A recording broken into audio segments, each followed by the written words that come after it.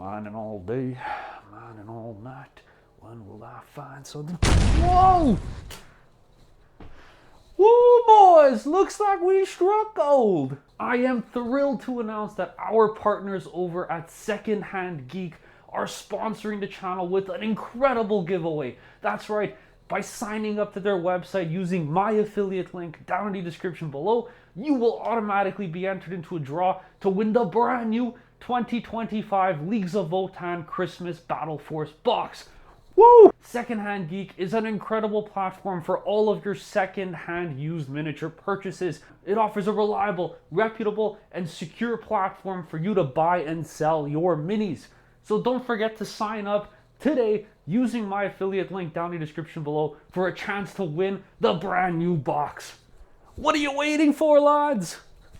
Hello, my fellow kid. Welcome back to the channel. Welcome to another Detachment deep dive video. We just have two of these Detachment videos left to cover, being of course Persecution Prospect, which we're going to talk about right now, and then Hearthfire Arsenal, which I'm going to try to get out for you guys either next week or the one after that. So you have all the detachments here before the December data slate drops, and it lets you just kind of think about what you potentially want to be running after the holidays. As always, what we're going to do first is talk about the detachment itself, do a breakdown on what the rules are, the enhancements, the stratagems. I'm going to share some thoughts on how the detachment plays, what seems to be good, what doesn't work, some of my critiques on that as well. As with all of these detachment videos, except for Delve, because I don't own enough Berserks, I try to get enough games in with them first to be able to give you guys an educated take on how the detachment plays, what it seems to be good at, and what it struggles into, just to help make sure that I'm not misleading you guys with my opinion here. Now, to change things up a little bit here in this video, because it's a little bit more of a tricksy detachment, I'm actually going to take some time on TTS as well and show you guys some examples on how some of the pieces in this detachment kind of come together and can be quite advantageous for you, and nifty little tricks like that to help get a little bit more value out of the strat use. But of course, a massive, massive thank you to all of our amazing channel members whose ongoing support help make these videos possible. Thank you guys so much. It really does mean a lot. I am happy to say that for Persecution Prospect, this was one of the first detachments that had pulled me in initially during the Codex review. And the reason for that is because it's one that stood out to me immediately as being so fundamentally different from what Index Votann offered. And I think that was the biggest selling point. We were stuck with Index Votann for like basically 2 years, and I think everybody was kind of getting tired of playing it, despite it being very, very strong and super viable in the meta. You just wanted something different. And Persecution Prospect seemed to really dial in on that aspect. So this one here drew my attention first. I got several games in with it, and I do feel confident talking about it now for this detachment deep dive video, having been one of the first ones I toyed around with initially. So what does the detachment actually give you? Well, the detachment ability here, if you look at it on the Codex or on the app or on Wikipedia, is like 3 paragraphs long. But essentially what it does is all of your Leagues of Votann units gain a keyword ability that when they target an enemy unit in shooting and shoot it, and do not split fire, so specifically shoot one target, the unit that you shot becomes assailed. Once a unit is assailed, there's nothing explicitly that happens. They just gain like this tag. So I wrote that here. It's like a tag. So it's like, hey, my unit will shoot only into this intercessor squad in front of me. This intercessor squad is now assailed for the turn, for the round, actually, I should say. Now, where things get more interesting is that this assailed keyword interacts with some of your stratagems that you have access to. And then, more importantly, in your actual detachment ability, there's a part 2, whereas if another unit shoots a target that's already assailed, they gain a second debuff, which is called pinned. And pinned is where we actually see the detachment's ability come into play, which provides a negative debuff to your target of -2 to move and -2 to charge. Now, it's very important to note that this does not affect monsters and vehicles, which in my opinion is a massive, massive drawback of the detachment, which we'll talk about a little bit later as we dive deeper into this. So just to recap that real quick, for those of you who haven't played this one yet, essentially all your units in your army gain this ability. When they shoot an enemy unit and they only shoot that target becomes assailed. If another unit shoots it, also not split fire, just shooting that one target, that target becomes pinned. And then when it's pinned, the enemy gets -2 to move and -2 to charge, but it does not work against monsters and vehicles. So just off of this rule alone, not even talking about enhancements, not even talking about stratagems or units that you're wanting to take here, this detachment is already telling you what it's going to be better at dealing with. And that answer is infantry and melee. So this detachment actually does do quite well, in my opinion, into melee pressure armies that are not super reliant on having any monsters or vehicles in their lists and are actually reliant on getting to adequate staging positions and then, of course, connecting with you in combat. You have a lot of tricks in here that are going to help, even outside of this detachment ability, to kind of mitigate some of your opponent's board pressure, alleviate some of that pressure, and control through movement tricks, your own primary on the table, and your own engagements, which is pretty nice. So in terms of play style here, it is skewed, I think, towards more infantry and melee armies. It has board control. I put it in quotations, and then in brackets I put with extra steps. And we'll talk about this a little bit more as we explore the video, because the way that this army, this detachment accomplishes board control is a little bit different than what we are maybe used to seeing with other Votann detachments. But it's not necessarily better or worse, it's just different. But you do have to work for it, which is unfortunate. There's also a huge focus in this detachment on Hernkin. So you don't need to have Hernkin units to gain your detachment ability. Any unit in your army has access to the detachment ability here. But all the strat supports, most of them are going to target Hernkin units. So these are going to be things like your Pioneers, your Jaegers, your Carriers, your Defenders, and the bikes, if I didn't mention the bikes already. And the last thing here is it's very tricksy, as we'll see in a bit. So it does leverage some tools that Votann didn't really have access to before and don't really have access to in other detachments either, which does make this one a little bit more interesting to play, but has its drawbacks, which we'll also discuss in a moment. Moving on to the enhancements. Now, there are 4 enhancements, of course, for this detachment of varying levels of viability. The first one here is Eye for Weakness. Eye for Weakness lets you put this on a unit that the character is attached to, and the whole unit, when it targets something that is assailed, it gets +1 to wound. This is for both melee and for shooting.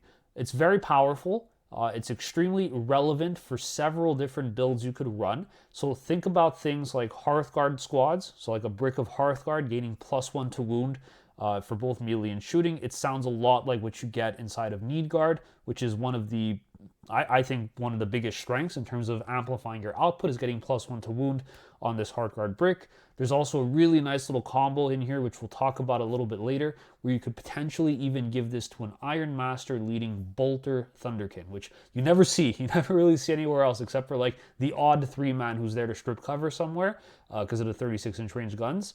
There is actually a play here that I think that's actually quite powerful on. Now, one of the biggest limitations, as you probably picked up here, is that it only works for units that are assailed, which means you cannot gain this buff when you're going into something that's a monster or a vehicle, which is usually where you want to have that +1 to wound. That's where it matters most, right? Because you're punching up into something, you're probably going to be wounding it on 5s. You want to bring that down to a 4, right? You want to have that extra ability to connect, especially in melee too, right? Like it just helps so much. The E-Champ, for example, is probably going to wound most vehicles or monsters on 2s, which is crazy. So it's a bit of a limitation here. It's a little restrictive, but I think it's still quite powerful to have because it essentially guarantees that you wound all infantry on like 2s or 3s at worst, which not too bad. The next one up here is Writ of Acquisition. So this happens after a unit shoots. You gain a yield point for each assailed unit that you hit, up to 3 yield points max. you're never going to take this because, as everybody knows now that the codex, I should say, has been out for several months, you don't really struggle to generate yield points in any detachment. It comes really easily because you accrue it in your opponent's command phase as well, and if you're playing a normal game of Warhammer, you're probably going to be standing on 2 to 3 objectives every turn anyway, going into your opponent's turn.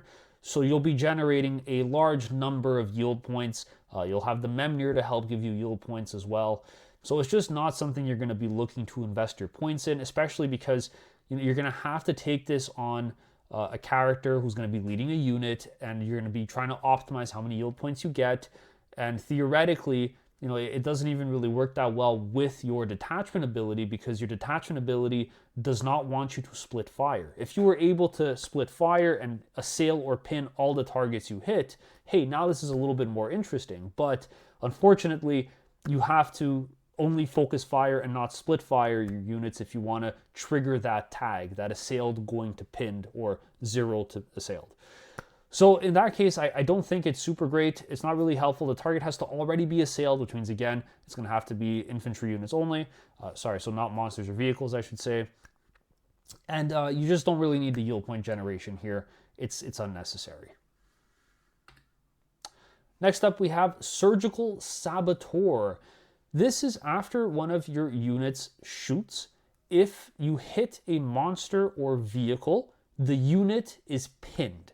This is where things theoretically are interesting, because it's not abundantly clear if the unit is pinned. Does that also mean they are assailed? And there's some back and forth on this. I think people largely settled on that, unfortunately, no.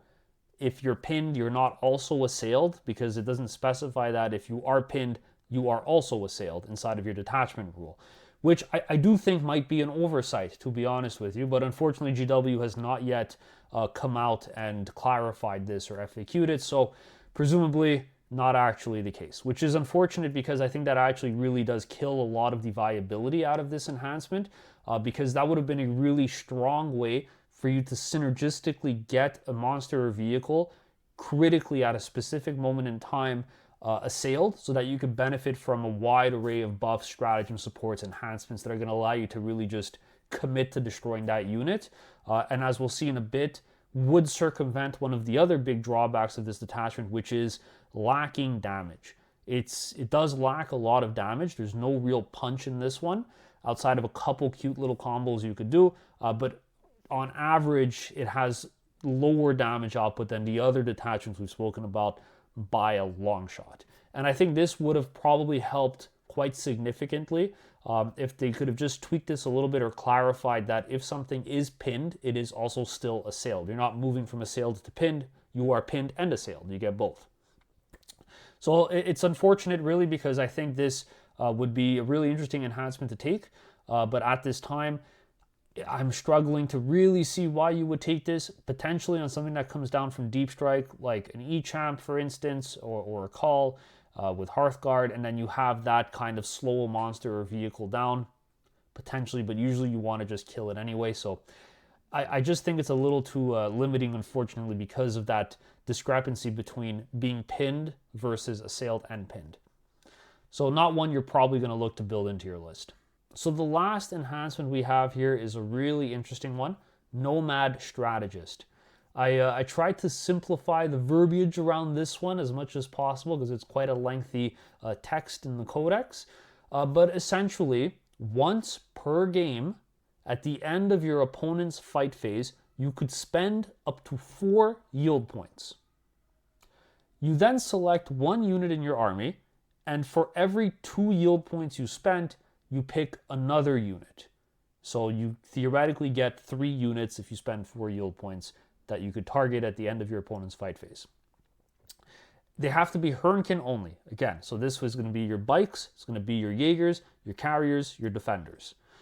You remove them from the battlefield and put them in strat reserves no matter where they are. And it works in melee if the unit they're in combat with is assailed. All right?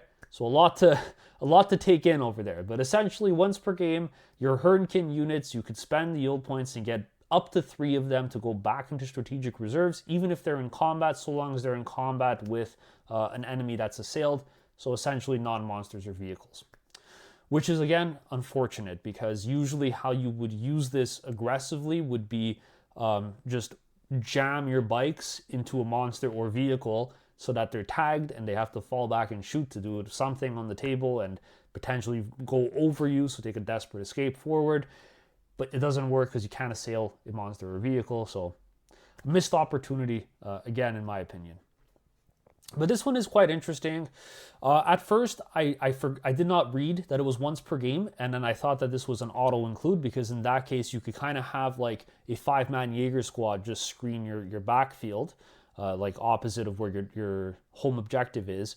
And then potentially you'll be able to just every turn bounce them up and down from strat reserves, and essentially be able to, throw them behind enemy lines if you draw that card on your next turn, or just put them back screening if you don't, which acting like bikes essentially. But unfortunately, it is only once per game, so it's really, really niche and it's really specific, and I don't think it will always come up, because again, one of the things is the units you're putting these on are quite fragile and delicate by nature. They all have like 4 or 5 up saves. They're not incredibly tanky, so if you do tag infantry units, melee units are going to just wreck you anyway. I don't think there's anything that's scared of like a 5-man Jaeger squad, and I don't really see why you would want to throw that squad in and then pick it up again. There could potentially be some niche cases around that. If you have 20 points, I think this is an interesting one where it doesn't hurt to have it, and you would probably take this on the Memnir who's sitting on your home objective if you do run it. I still think it's interesting. It offers something different that you don't really have access to anywhere else, but it's tough to use this consistently, and I think you will experience in some games not really getting value out of it. But every now and then it might come in super clutch. So moving on to the stratagems. The stratagems here, some of them are quite interesting. This first one I think is incredible. It's probably my favorite stratagem in the entire codex, to be honest with you. And this is something that I'm surprised to see did not make it into every single detachment or just into our core army rule. And it's adaptable avarice for 1 CP. At the start of any phase, if you're in fortified takeover, so your second doctrine where you have -1 to wound on your non-vehicle units, you could target a character, spend as many yield points as you want, and if after spending them you are below 7, so 6 or less than 6, you instantly enter hostile acquisition. Amazing. It's so good, because if you think about like tempo play, like inside of a regular game of Warhammer, you're obviously going to start inside of hostile acquisition. You're trading for objectives. Turn 2, you're going to enter fortify. Maybe you're going to be on the objectives. Turn 3, your opponent will push you back. Maybe you're going to want to push them back off of the objective with your second wave and then fortify down. This allows you to actually do that. So you can instantly, on the fly, at the start of your shooting phase, swap back into hostile acquisition, which will permit you to gain +1 to hit if something's on an objective, regardless of whether you control it or not. Which honestly, I have experienced this in every game I've played Persecution Prospect. It has been clutch, because there's always that goal turn your opponent does, whether it's turn 3 or turn 4, where they push you off of everything again, and then you have to just reclaim it. This strat helps you so much, because you are able to give your whole army +1 to hit into those targets versus whatever is on the objective itself, controlling it. So really clutch stratagem. Amazing just having the option to manipulate your yield points without breaking your head over it. Spend a CP. If you have Uthar, it's free. And you get to just swap every turn if you want back into the other doctrine. Amazing. Next up, we have Frontier Momentum. So this stratagem here is kind of where we start seeing some of this movement board control come into play. So you pick a Hernkin unit in your movement phase and you auto advance 6 inches, which is great, right? Like on paper, you think about this and you're like, oh my God, my bikes are gonna move 18 inches after they scout. It's insane threat range. However, the bikes don't have assault on their good guns. I think just the pistols have assault, and you don't gain the ability to shoot after advancing still. So this is a drawback here, because if you use this on a squad of bikes, you're using it just to get move block potential out of them. You can't advance and charge, you can't advance and shoot. So you're sacking a bike squad just for move blocking potential, which again, or OC denial, which again is pretty good. But the bikes are bikers, they can't go through walls, you have to go around the walls, which means you lose some movement in most cases, which makes it a little bit cumbersome to use. However, someone that does actually like this quite a bit are the Jaegers. So your Jaegers auto advancing 6 inches is really nice now because they get to move 12 on demand. So you could set up some really aggressive move blocks off of a deployment in no man's land with infiltrate. Then you get turn 1 and you can move 12 inches forward and block any angles you need to deny from your opponent, which helps control the board space and just dictate where engagements are happening. So it's really clutch for that. I do still think it's a shame that you can't gain assault on the unit. This is begging. Bikes have been begging for advance and shoot for the entire time they've existed in 10th edition, and I felt like this was a great opportunity to introduce that. It's a real shame that they weren't able to. It is quite clutch. I think in another one of my games, I basically rapid ingressed a bike squad quite far away from my opponent's home objective. And because of the auto advance 6, I was able to move 18 inches and then steal their home from them on linchpin, which was massive for a point swing. So you do have use cases for this, but you're going to be sacking the units rather than using them to leverage their speed for output. Just something to keep in mind. The third stratagem that we have here is exposed flaws. So in your shooting phase for 1 CP, you pick a Hernkin unit, you could spend 2 yield points. So if you do spend your 2 yield points, you get to re-roll your wound rolls for that attack, for that shooting phase, which is really nice on the unit, of course. And if the target is assailed already, you don't have to spend yield points. So there's a lot of synergy here where it's like, I shoot you first with something, and now this big damaging piece comes out. I spend the CP and I get to re-roll my wound rolls on paper. In practice, the problem is that what I have found, even chatting with some of our veteran players here, friends of the channel, like Jordan, for example, was that the units that you're able to use this strat on are not damage dealing pieces that are gonna actually want this on them. What can you actually put this on? It has to be Hernkin to reroll your wound rolls. It has to be Hernkin. So you're gonna put this on either Jaegers with their shotguns. You're not going to spend the CP for that. You could put them on the carrier. You could put them on the defender, which again, you're not going to spend a CP to reroll your wound rolls on these things. And you could put them on the bikes. The bikes are interesting because, yes, if you run a 6-man bike squad here, you get to reroll all those strength 7, AP 1, damage 2 shots, which is quite nice. However, they're AP 1. Your target might have cover still. It just doesn't hit as hard as it used to. If the bikes still had ignore cover, I think potentially this becomes a little bit more viable. If the bikes were able to gain assault when they use the stratagem on them, I think this would help it out a lot as well. But as it stands, in the games I've played, I've never had to use this. I think I used it once just to help clear some trash early game against Admech. I think there was a 5-man infiltrator piece, and then I used my bikes to aggressively pop exposed flaws after I shot them with an indirect target so that they became assailed. Which we'll talk about a little bit later as being one of the key units, I think, for this detachment. So it's a bit more niche. The only thing you're going to spend this on are bike squads. If you have 3-man bike squads for mission play purposes, you're probably not going to use this, but it could be helpful. And then if you're running a 6-man brick, then yes, absolutely, this is the only unit you'll probably spend the CP on. I do wish you were able to use this on non-Hernkin units because that's where all your damage comes from. If you were able to reroll wound rolls, for example, on your Hearthguard who had +1 to wound, hey, now we're talking, this is pretty interesting. Or even without +1 to wound, it lets you punch up a little bit better into something that you're usually wounding on 5s for anti-tank, which is something this detachment kind of struggles with. Thunderkin bricks, for example, I think can also be a really big benefiter from this strat if they were able to benefit from the reroll wound rolls. As it stands, again, like I said, it's only going to be bikes. The next strat we have here is called Ranger Tactics for 1 CP.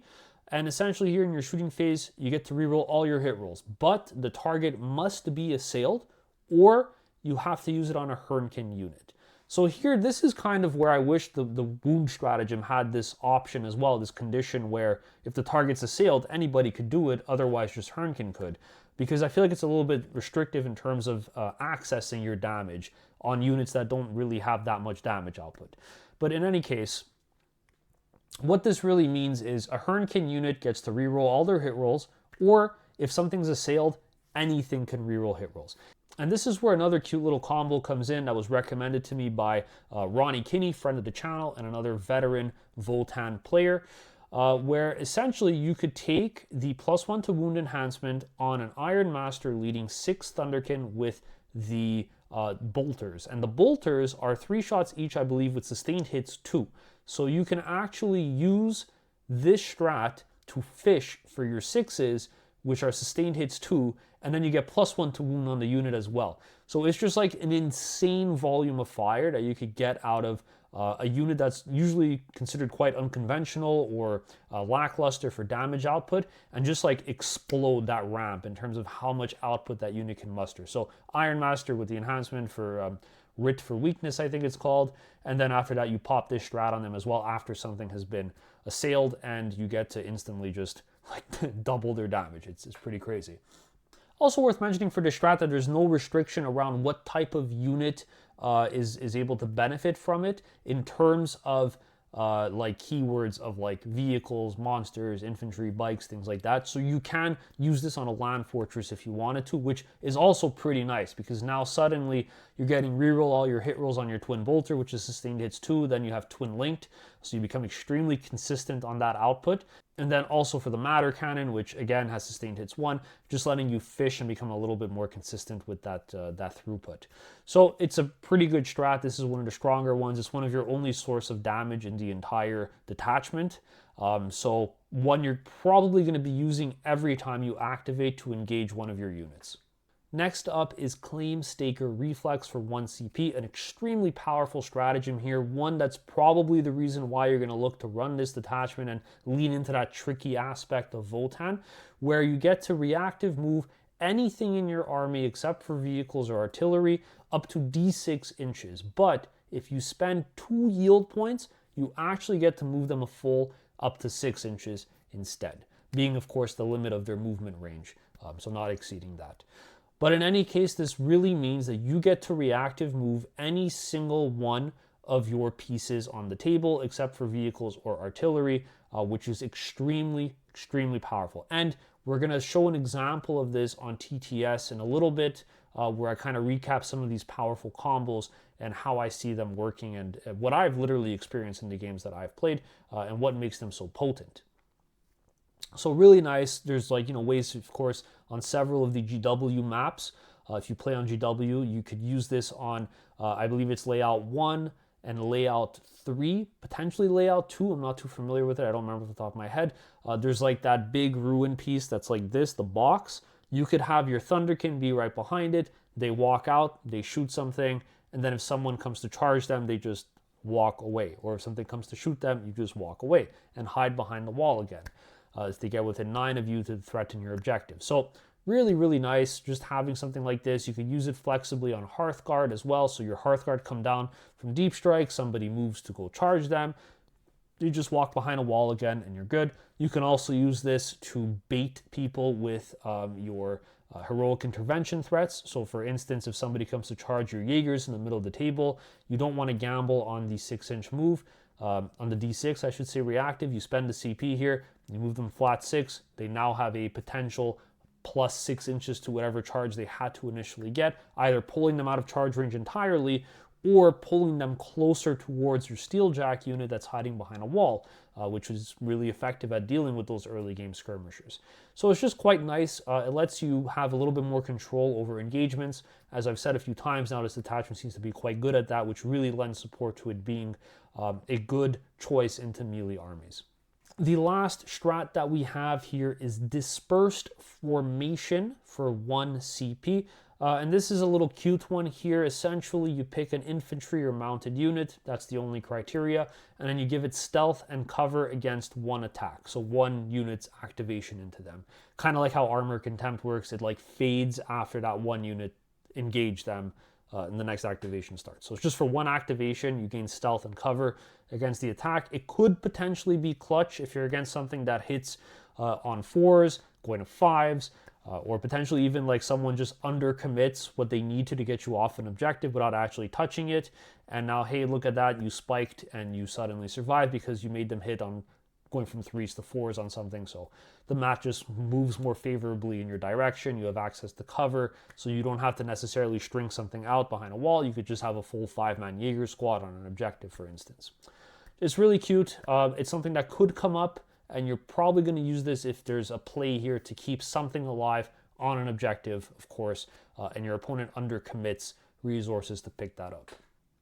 All right, so I booted up TTS here. I'm just going to walk you guys through a few different examples of some of these concepts I was mentioning with regards to how to get the most value out of this detachment. So this was actually based on a real game I played versus Emperor's Children. Excellent player, extremely skilled, high elo as well. And this was one of the first attempts I had at trying something for Persecution Prospect. So this is kind of like my first go at it. And there were a few of those common themes I mentioned about kind of like dictating engagements and board control, which I thought were absolutely critical to my success and ability to edge out a win. So I'll walk you guys through a few different instances here. The first one I'm going to call upon here is, I didn't mention this in the earlier part of the video, but one of the key units that I think really makes this detachment shine are the Earthshaker the Earthshaker batteries, the indirect pieces that we have access to. Now, we don't really see these guys too often in other detachments, but I do think that they actually have a strong place in Persecution Prospect. The reason being is when you consider how a lot of our abilities require you to have someone already be assailed to gain the benefit of that stratagem or that buff, or open it up to units that aren't Hernkin based, or for strat supports and enhancements as well. You need something that could reliably ping enemy units just to give them that assail keyword, and then after that you get your proc of damage into them and then they become pinned as well. So in a pinch, this unit lets you, if you take 2x2, it just lets you guaranteed assail either 2 things on the board, or it helps let you get your pins out on 1 single unit. So you shoot your indirect piece into 1 target, slow it, assail it, then you shoot your indirect piece into a 2nd target, and you slow it down as well. And this is going to be on layout 1, search and destroy deployment. And I kind of just set up a different couple little examples here for you. But essentially, how I would look to deploy these Earthshakers is just keep them on your home, so they always essentially benefit when you enter Fortify for the +1 to hit. And if your opponent touches an objective, you get +1 to hit if you're in hostile acquisition. So just a great spot for them to be. They have large bases, so they screen quite well. And they actually have a significant amount of wounds, which makes it difficult for your opponent to actually threaten your home objective, as these guys are weirdly efficient in melee as well. So from here, you actually get some pretty important lines with your indirect. It's 36-inch range, so you can't hit the back end of your opponent's DZ. It's not possible. However, without even moving these guys, you are able to hit a few key places. So you see your opponent's natural expansion is well within 36 for at least one of the Earthshaker kits. And then here, I'm sure there's a world where you can adjust him to also do so as well, just barely hitting 36 inches right over there as well. So both of these sets can start pinging things. So if your opponent puts something light on this objective, like cultists, for example, or Kroot, or Skitarii Vanguards, or those the other Skitarii that they have, the battle line, which actually does happen in one of the games that I played, you can have this unit pretty reliably threaten whatever is on this objective independently, where the first unit will shoot it. It's a significant volume of attacks, and then the second unit is going to pop the reroll all hit rolls. And then this really lets you amplify your damage output with just the sheer weight of fire. And I was able to pick up an entire squad of 10 through stealth. It's quite potent, and I think it's really good in those cases against units that have just really low toughness, low wound count models, chaff, things that are going to be holding a natural expansion while the rest of your opponent's forces push forward, especially if they're playing something that's melee pressure oriented. They're going to keep their cheapest and least deadly things back to defend their home. So if you have a way to pick those up, it puts a little bit more pressure on your opponent to force engagements more quickly, and you have other tools to mitigate those engagements across the table. The other thing that's really nice about these that further reinforce the melee I think play into like those melee armies is that you force the battle shocks at -1, so it's going to be on average, most armies have like a battle shock test at 7 if you hit them with a -1.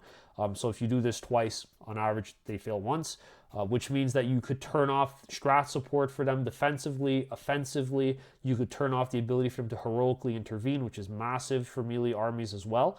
And then the last thing, of course, is from this position, you're able to actually quite reliably reach other staging points like back here. So in a pinch, you could hit them with the pinned keyword if you shoot both sets into them, even if you're not able to see them because they're artillery, they're indirect, and that'll let you slow down some movement as well. So I know on this map, some melee armies like to stage back here behind this ruin piece, this footprint. It's really annoying to deal with if you don't have the means to access it. And if you take a look here, you're actually able to reach your opponent's units that are staged inside of this massive piece of their deployment zone. So from here, you can actually slow something down. And then let's say, for instance, it starts movement inside of here. And we'll just say it moves like, I don't know, 7 inches or something, or 6 inches. And then you advance, you roll like 9. Usually the 9 would get you like back here, so you are safe from this firing angle over here. If you hit them with the -2 to move, suddenly you're bouncing them back 2 more inches. Boom, you're smack in the middle of your firing lane over here instead, where you could respond with the rest of your army. This is obviously not 2,000 points I have here.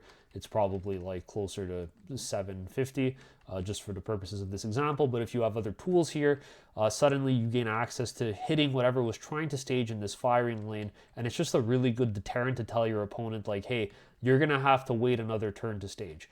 And I think that's another key aspect that we're going to look at here with the next example. But just to double down on that idea as well, if your opponent is trying for like an average charge, so they're going for like the 7 or the 6 inch charge from somewhere, like they come out back here and you have them pinned, well, suddenly, you know, if they're moving, let's say they have advance and charge, so they're moving up 9 inches on average, you bounce them back down to 7, and then, well, whatever they originally needed here, which is now a 4 inch, becomes a 6 inch. So what was originally a guaranteed charge of like 2 inches, now essentially went up 4 inches in charge distance, and even further if you have a reactive move and you don't have your Capri that was staged up against this wall. So that's one example of how you can kind of dictate your opponent's movement around the table and where they pick their engagements. You kind of force your opponent to go this way on the table to stage 1 turn and then come out and hit you this way instead, versus just aggressively pushing out towards this side, which is closer to your expansion. For another example, let's say we're playing against some kind of melee-centric army, or just an army in general that's trying to leverage this staging point here as kind of like a jump station for either my staging area back here or my natural expansion. So they're leveraging this feature here once they stage behind it with a vehicle to get out and like either hit me here or hit me here. So for this example, let's say I get first turn. So in this case, we're going to have my opponent have a rhino that's safely staged somewhere like this. He doesn't want to get shot turn 1 by something down this firing lane over here. So he's obviously intentionally staying back behind this terrain feature where I can't actually hit him on turn 1 if I come out with something. Just for example, obviously this isn't 2,000 points on the table, but if I had a well-developed list that was here, I'd be able to threaten that turn 1. So my opponent decides to come down here, and his plan, of course, is going to be to move this rhino up on his turn, stage safely behind this terrain feature while he's putting pressure everywhere else, and then use it as a launching point to gain an extra 3 inches from disembark, 3 inches from a potential advance on average, and then going for his charges. So it's a really key spot, obviously, over here for something that's deployed on this side of the table. So how do you actually mitigate that with Persecution Prospect? Quite easily. So what I ended up doing here is I scout my Capri carrier all the way up into this nook, safely behind this ruin, and this gives me a launching point to leverage my 6-inch auto advance to essentially deny my opponent the ability to stage. So I'll just redraw where my opponent would be for this example here. Let's say he's somewhere like this. Now I could have this thing that scouts up here, be up to the wall, and then I'm gonna have my little guys move out to turn 1. So I'm gonna dump them on this side of the wall. They come out 3 inches from the carrier. They move 6, so a total of 9, and then I auto advance 6 for a total of 15 inches. And 15 inches lines me up right over here. So smack in the middle of the trajectory my opponent would take with his Rhino to stage. So if my opponent decides to tank shock by charging his Rhino into me over here, well, now he's out in the open for me to respond on my turn. So you could just essentially make a nice little line like this, and this accomplishes several things. So the first thing it does is a really clean move block, because you can come all the way up this way and tell your opponent, well, you're not allowed to play with me for one turn on this side of the table. Two technically, because you have to keep in mind with a lot of armies, the first thing you do turn one is you stage. Basically universally, you stage turn one.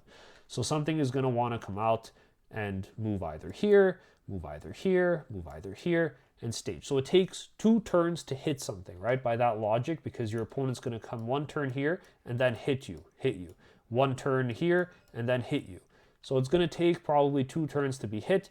By setting up a move block this way here, you essentially leverage that 6-inch advance to deny your opponent 1 turn of their moves, 1 turn out of their 5 that they have, the precious 5, to begin threatening your objective. And then you can safely hold this objective over here with like 5 more Jaegers that are infiltrating behind the wall. So you can, for, how much are they? Like 45 points when they split? You could, for 45 points, just chill back here, screen, single dude on the objective, and then over here, you're leveraging these guys, the other half of the squad, to deny them 2 turns, essentially. So you know you're safe here for at least 2 more turns. The other thing you could do with a move like this is start with 3 bikes in deep strike, or inside of strat reserves, I should say, sorry. So not putting them on the table, start with 3 bikes in the sky. And the reason for that is because with the auto advance 6 inches, you actually make so much breathing room on the table because your opponent's unable to push back your rapid ingress as effectively. If your opponent was able to stage right up to this wall, coming down 9 inches would put you all the way back here, which isn't great. You're in a firing lane. It's not ideal. So instead, what you could do is push your opponent back this way, and now you've bought yourself a buffer of how many inches you've gained by blocking their movement to here. So now essentially from where my opponent is positioned, I could actually land inside of this ruin, like touching it literally if I wanted to. And that's actually exactly what I did. So I bought myself 1 turn doing this, so I know it's going to take my opponent 1 more turn to stage, 1 more turn to attack me here. If I rapid ingress this set of bikes somewhere over here, as close as I can to this objective, after he's dealt with these Jaegers that are dead, he's still in the same spot. And now I am ready to do the exact same thing again if I haven't already killed whatever is in this. I could bring these bikes out, they move 12 inches. I could auto advance them even further if I wanted to, and literally get them wrapped around this way. So let's say the tank is still here. If I absolutely wanted to, I could sack 3 bikes, do a really long move block with them, something like this, and then just yet again, keep denying that mobility. My opponent is stuck in his DZ. I've essentially jailed him. The other thing you could do is, let's say you've actually dealt with this piece. So let's say we're a turn later. Maybe I had 2 sets of Jaegers that came out to do this. I do think in this detachment you run a lot of Jaegers. I could even see you taking 30 and then splitting them over 3 carriers.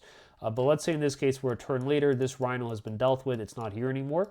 You could still leverage that rapid ingress play over here. And then you could swing around because you gain that extra movement and come land somewhere around this way, which if your opponent is like touching the objective, for example, and potentially sticking out on this terrain feature, you just gain access to shooting them with a 3-man bike squad if, let's say, these Jaegers were theirs and they're kind of screening out here so you don't deep strike into DZ. So it just opens up a lot of plays, you get breathing room, and most importantly, you can very easily and reliably do move blocks with that strat, which again supports that idea of, well, hey, I'm stopping you from staging here, I'm stopping you from staging here, and I'm stopping you from coming maybe more effectively this way, or I should say this way. You choose which one you want to stop. So you could block off a whole side of the board and have your opponent forcefully come out the one direction down here if you really wanted to, which is actually what happens in the game that I end up playing. The other thing I want to show you here is how you can use that flat 6 reactive move in a couple of different ways. So let's say I have these guys who start the game like behind this terrain feature over here, infiltrating. I walk them up on my turn. They're like somewhere over here like this, and they're just doing an action for me, pressuring the middle objective. I have a few options now. My opponent who comes out, who wants to get on this objective, if he wants to touch this objective, he has to force a reactive move on me. So I'm going to be able to run away from him.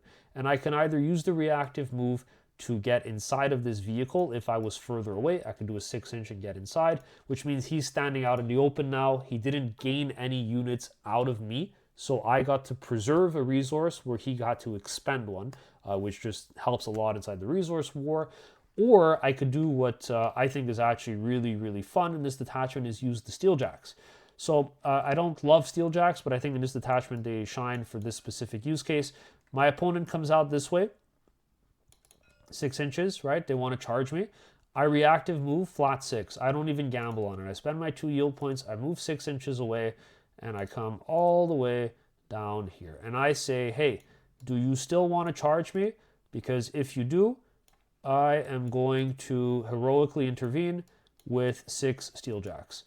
And then their charge, first of all, has increased in distance from being an unfailable charge. There is a chance now that they do from 6 inches away where I moved. So now there's a 6-inch from a 0-inch charge, essentially. And then if they do charge me, I could very easily, I don't know why it's not letting me click, I could very easily heroically intervene. It's going to be like a 4-inch heroic if they end up filling this nook here because they have to base me. So I could just come around this way. The steeljacks slap, they're going to get to consolidate, they're going to pile in, they're going to all swing, they're going to consolidate, and they'll pick up whatever trash has charged my Jaegers and then retake control of this objective, which means I'll score primary on my next turn. And then when they're out here in the open of the table, they're pretty tough to chew through. So if my opponent does bring something juicy out to deal with this, I have access to popping my smoke strat and free cover because they're going to be kind of displaced after they consolidated onto the objective, probably not benefiting from cover. So I give them stealth, I give them cover, and I force several activations out of my opponent to be able to deal with this small package of units that barely costed me any points. Just really nice.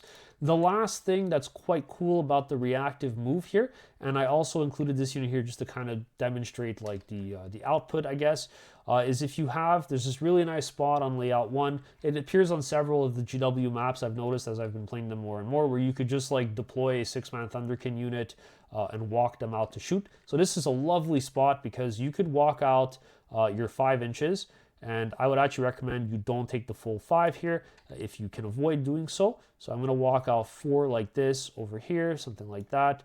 And then just poking myself out this way like this. And this is a fantastic spot because you essentially gain access to 2 firing lanes. You could shoot, well, he's going to fit somewhere here. You could shoot anywhere down this objective lane over here, or down this objective lane over here, depending how you need to position yourself. So you're very flexible, right?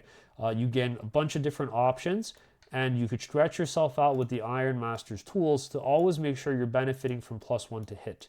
Because if you enter fortified position, now you are touching the objective. You obviously control this one, you get +1 to hit. And then you could benefit this if these are, for example, the Bolter Thunderkin.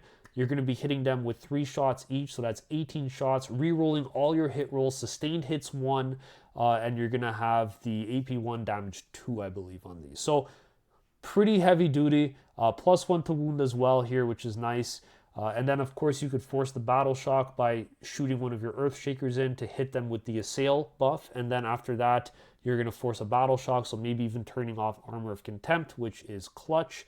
And then you hit them with the Thunderkin Brick. And then if your opponent wants to respond on their turn to these Thunderkin, they can't do so with melee units because you're going to get to reactive move back behind the wall. Because we've intentionally measured here to make sure that we could get behind the wall with 1.1 away from this edge, which means they just literally cannot hit you. And this happened in one of my games versus, like I said, Emperor's Children, where a Demon Prince, a Winged Demon Prince flew out here like 16 inches, landed somewhere over here like this, and then I end up, whatever this charge was of like 3 inches, I end up doing my reactive move. I go behind this wall, and it's now unchargeable because to get in base to base with me or within engagement range, he has to go all the way around and loop in. or come all the way around this way, and it was unchargeable, leaving him out in the open in the middle of the table for my whole army to respond to next turn. It's just really cheeky. It's really fun. You can use it on Hearthguard as well, and I think there's a lot of good use cases for it. So hopefully this was helpful, giving you a little bit of an idea in terms of how you can use some of these tricks to just gain a little bit more mileage out of this detachment in a real life practice example. The last thing I want to add here is I actually think this detachment is better on WTC terrain. So having played like a year and a half on WTC terrain and now maybe like 2 months on GW terrain, I do think this attachment is way better on WTC for a few reasons. I think the first one is because the boards are a lot more dense in terms of your terrain features. So what that really means is that vehicles will have a tougher time moving around the board and gaining angles, which means the ability for your 5-man Jaeger squad to jam up an alleyway where your opponent can't move anymore becomes more valuable, and it becomes a bigger pain point for your opponent to deal with. So that's one of the big key reasons why. There's also some weird jank that you could do in WTC by using the flat 6-inch reactive move, where on WTC you'll have kind of like floors sticking out, and you can actually reactive move to the top floor if you're on the center one, which would mean your opponent literally cannot declare a charge on you because they will not be able to fit within base to base of you. So it's just some jank that you could do on WTC. So again, I think it becomes a lot better. But the official, like just generic, how do I play this attachment? I think I captured kind of the spirit of it over here. And for that reason, which we'll talk about in the key takeaways in just a moment, I do think that there are very specific games where this detachment shines and others where it's a little bit more limited. So what are some of my key takeaways here on Persecution Prospect? So it's a Hernkin focus on board control, which is, as we saw in the demo, kind of involving move blocking, pinning units to slow them down, reactive moving so that you kind of dictate where engagements happen and on whose terms. But I do think I want to call out that this isn't the only way to play board control in Warhammer 40k. Instead of going through all these mental gymnastics of setting up these like 4D level plays, you could just say this unit does a lot of damage and he's controlling this firing lane, and if you step out, I'm going to shoot you with it. And that seems to be extremely effective. So like, I think that's also one of the biggest drawbacks, right? It's like this detachment looks super dynamic and fun on paper, and it is fun to play, but the concepts, while very interesting, are extremely restrictive. There's a lot of limitations that kind of stop you from taking some of these more powerful strats and applying them to units that really kind of want to benefit from them. Like Hearthguard getting access to rerolling wound rolls would be amazing. You just can't do it. Unfortunately, it's stuck on the Hernkin units. Or being able to auto-advance your bikes, tying something up and then disappearing into the sky through the enhancement. You can't do that here. There's a restriction on it. So it just feels like there's some really good concepts here, some fun rules, but it's extremely safe. And I think that's a little unfortunate. I think another drawback of this detachment, despite some of the benefits that I mentioned, is that you need to have an answer for anti-tank. Because if you are playing in single events, you're going to run into different kinds of lists, different archetypes, and if you run into knights, I think you auto lose, and if you run into anything that's like monster vehicle heavy, like dreadnoughts for the new White Scar detachment, I think you're going to have a rough time. I just can't even imagine how this would have came close to beating my friend Danny's White Scars list when I was on Hearthguard, and it was a very tight game. I don't think I would have been able to do so on Persecution Prospect, which I think also lends support to this idea that it does play better on WTC terrain. And I say this because here in Canada anyway, for most team events, we use WTC terrain. And I think that this means that this list, or this detachment rather, in general, I could see it having a spot in a team's environment where you could kind of protect some of those poorer matchups like knights or dreadnoughts, tanky vehicles, and make this player play into melee armies like EC, potentially even World Leaders if you build accordingly for it. So I think it's something that requires, it's a bit more of a skew, and I think in some matchups it does quite well, and then in others you just don't have the damage output. It just lacks so much damage to be able to to answer your opponent's problems that they put forward in front of you. Like move blocking and all these little speedy tricks, they don't do much when at the end of the day you hit like a wet noodle, which sucks. I think it was Liam VSL that said this detachment is like Eldari but with no damage, and I think that's kind of accurate. So just to wrap the video up real quick, I'll leave you guys off with just one list that I've been using here as kind of like a framework for you to build off of. It works. I've won games with this. It played well. But again, all of those limitations and drawbacks, I do think you'll be able to see them when you're actually trying to list out for yourself. So the original list I have here is one that I actually played on the channel, so you could catch this in one of the tactical battle reports. This was the first go I had with Uthar the Destined, an E-champ with Eye for Weakness, giving +1 to wound versus assailed targets, a Memnir strategist sitting on my home objective, no enhancements. I had a 6-man Grav unit of Thunderkin, double 3-man Gravs, a single Berserk squad to help support the lack of anti-tank that I had, double Earthshaker, double 5-man Hearthguard squads with the Plasma loadouts and the Mauls and the Hammer. I then had 2 sets of 10 Jaegers that are going to be split. I had a 6-man Steeljack unit to threaten heroics with early game, and then I had 3 3-mans for bikes. One was always going to be threatening the uppy downy to attack my opponent's deployment zone, and then the other 2 were used kind of like for OC dump or for move blocking and tying things up or just sacking them early in the game. I then had the 2 carriers to split and a Sagittar to hold my Berserks in so they have a little bit more range coming out of the vehicle, but also just to get, again, just a little bit more anti-tank juice in here as well. So this is the list. You could see it on the channel if you want to take a look at how that plays in action. The second list I have for you guys here is one that was kind of like the next one on my list that I wanted to give a go if I ended up spending more time on this detachment. It was the Iron Master with Eye for Weakness, the E-champ with Surgical Saboteur, a Memnir strategist with no enhancements. I then had the 6-man Thunderkin with bolt cannons, going to be led by the Iron Master, of course, to benefit from the strat for rerolling all your hit rolls. It's just an insane amount of output. I then have 2 sets of 3 Thunderkin with Gravs, just for some very light anti-tank and stripping cover, things like that, coming in from reserves. Double Earthshaker with the Tremors. I have 3 squads of 5 Hearthguard with plasma guns. I have 2 sets of 10 Jaegers that are combat squatted, a 6-man Steeljack, 2 sets of 3 Pioneers, and a single 6-man of bikes that's going to benefit from your rerolling wound rolls.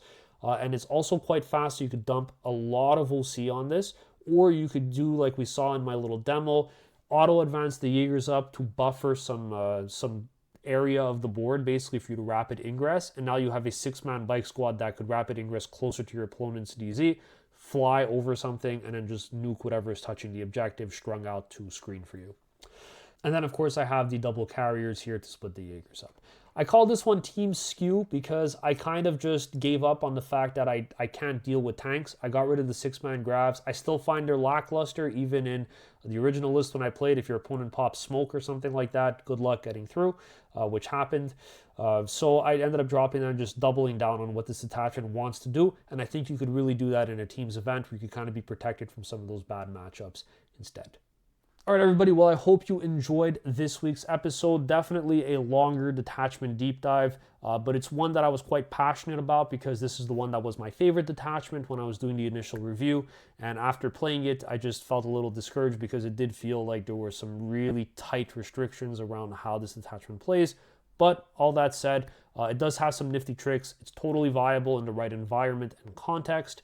And I do think it's really fun and a different way to play Votann. So if you have access to some of these models, consider giving it a go. Let me know what you guys think about this detachment down in the description below. Have you tried it out yet? What's been working for yourselves? Thanks so much for watching, and I'll catch you all in the next one.